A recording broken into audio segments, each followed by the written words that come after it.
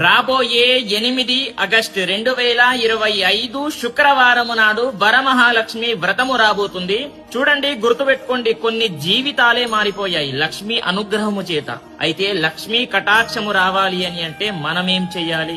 మన పైన లక్ష్మీ అమ్మవారి యొక్క అనుగ్రహము మన పైన ఉండాలి అని అంటే మనమేం చెయ్యాలి అనేది చెప్పబోతున్నాను.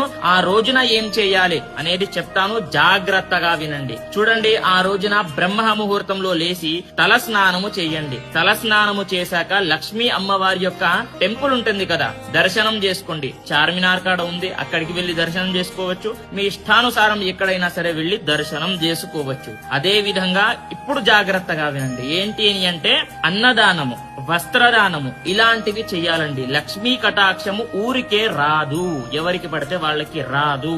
ఇప్పుడు నేను ఇంత చిన్న వయస్సులో ఇంత స్థాయిలో ఉన్నాను అని అంటే అది లక్ష్మీ అనుగ్రహము చేతనే.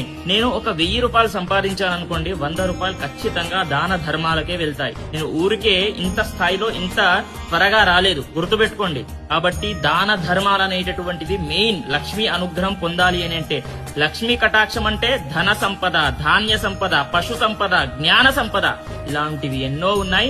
మీరు కూడా పొందాలి అని అంటే నేను చెప్పిన విధంగా చేయండి, తప్పకుండా లక్ష్మీ కటాక్షము మీ పైన ఉంటుంది. ప్రతి ఒక్కరికి కూడా తెలియజేయండి.